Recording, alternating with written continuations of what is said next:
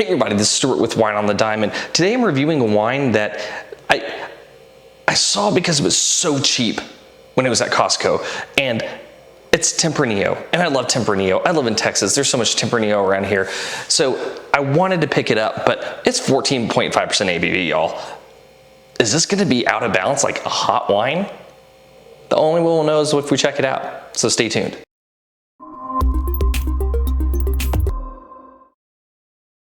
Hey everybody, so before I begin today's video, if you like it, you know what, if you like it, text your best friend and tell them you care about them. Don't worry about subscribing, just do something nice for someone else today. So today I'm gonna be reviewing the 2018 El Pedal Tempranillo, 100% Tempranillo from Rioja, Alta. It is 14.5% alcohol by volume, and I'm trying to remember the price that I paid for it whenever I was at Costco, and I wanna say it was something like $7, something like that. It was very cheap. It was very cheap. And as I mentioned, here in Texas, ooh, that's pretty. Here in Texas, there's a lot of Tempranillo. Tempranillo grows really well here, so it's not uncommon to find wineries that are making Texas Tempranillo or Tempranillo-based blends.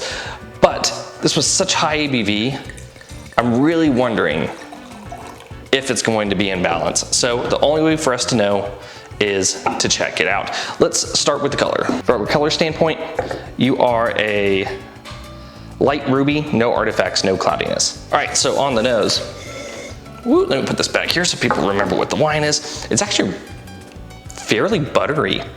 There's red cherry, like I said, it's a browned butter. No noticeable note of alcohol on the nose though. So that's a good sign. That means it may actually be in balance after all. A little bit of black cherry.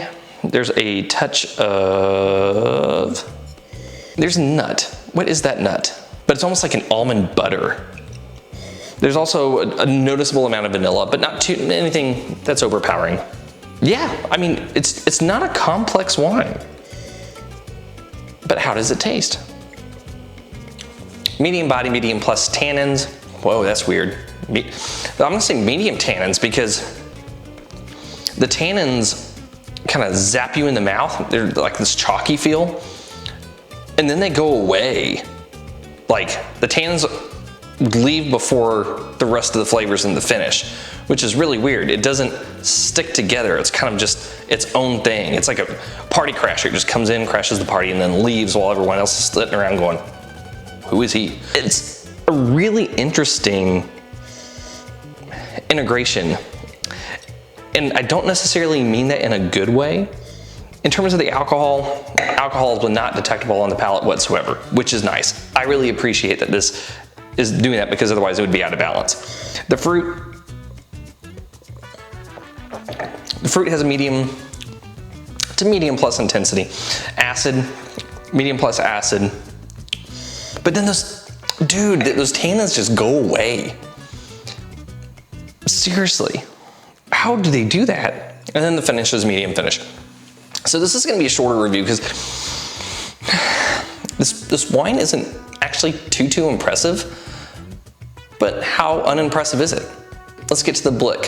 From a balance standpoint, I'm gonna give you half a point. If the tannins stuck around longer, I would probably give you a full point because I think everything else is in balance, especially the fact that the alcohol is so well integrated you can't actually detect it. Then yeah, that's nice, I like that. But the tannins, dang man, they really need more tannins. So half a point. Length, medium finish, half a point. Intensity, medium plus on the nose, medium intensity on the palate, so I'm gonna give you half a point.